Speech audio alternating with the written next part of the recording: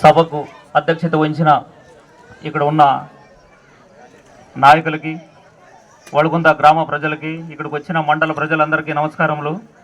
ముఖ్యంగా ఈరోజు ఏప్రిల్ 14 అంటేనే డాక్టర్ బిఆర్ అంబేద్కర్ జయంతి ఉత్సవం. ఈరోజు 133వ జయంతి ఉత్సవాలు జరుపుకుంటున్నాం. ఇంత మేజర్ గ్రామ పంచాయతీలు ఇంత గ్రాండ్గా చేస్తున్నారంటే ప్రతి ఒక్కరికి మనము గౌరవించి స్మరణ చేసుకోవాలి. అందరికీ ముఖ్యంగా డాక్టర్ బిఆర్ అంబేద్కర్ గారు భారతదేశంలో అట్టడిగిన అణగారిన అప్పుడు అది నీరసించిపోయేటంలో ఒక ధృవతార జన్మించాడు.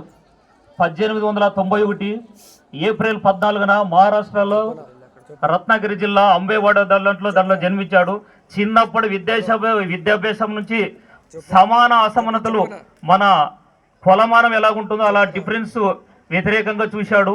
దీన్ని సాధించాలంటే ఒక డబ్బు కాదు, ఒక అధికారం కాదు, ఓన్లీ ఒక చదువు ఒకటే ఆయన నిర్దేశించుకున్నాడు. కాబట్టి ఆ చదువుతోనే పోరాడు, సమీకరించు, సాధించు అన్నది ఆ 3 ఆయన సాధించాడు. కాబట్టి ఇప్పటికీ ప్రపంచ మేధావి ఐక్యరాజ్య సమితి కూడా ఆయన ప్రపంచ మేధావిగా గుర్తించింది.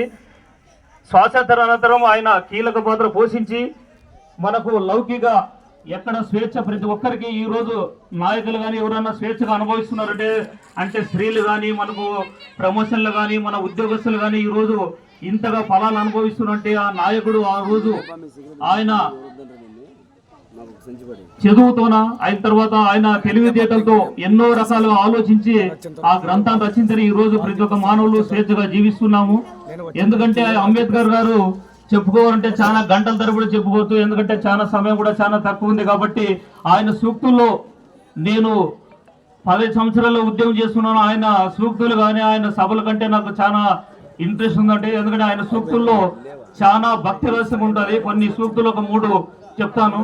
మీ బానిసత్వాన్ని మీరే పోగొట్టుకోండి, దేవుని మీద కానీ మహానుభావుల మీద కానీ ఆధారపడవద్దండి. అంటే మాట్లాడవలసిన చోట మౌనంగా ఉండడము, మౌనంగా ఉండవలసిన చోట మాట్లాడటము రెండూ తప్పే.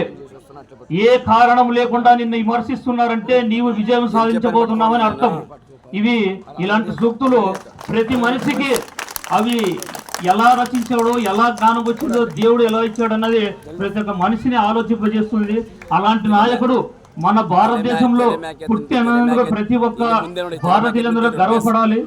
ఎందుకంటే ప్రతి ఒక్కరూ ఇప్పుడు లౌకిక రాజ్యం 2 సంవత్సరాల 11 నెలల 18 రోజుల సమయంలో కీలక పాత్ర పోషించి అతిపెద్ద లిఖిత రాజ్యంలో ప్రపంచంలో కల్లా మనది లిఖిత రాజ్యంలో అధ్యక్షత వహించి అది విజయ పథంలో నడుస్తుంది. ఇప్పటికీ ఆయన ఎన్నో సంవత్సరాలు అయినా కూడా మనము దాని ప్రకారం నడుస్తున్నాం. కాబట్టి ఆ మహానుభావుడు ఈ రోజు జయంతి ఉత్సవంగా ప్రతి ఒక్క భారతీయులు ఈ రోజు స్మరించుకోవాలని నేను తెలియజేస్తున్నాను. ఈ అవకాశం ఇచ్చిన అందరికీ నా నమస్కారాలు. Thank you.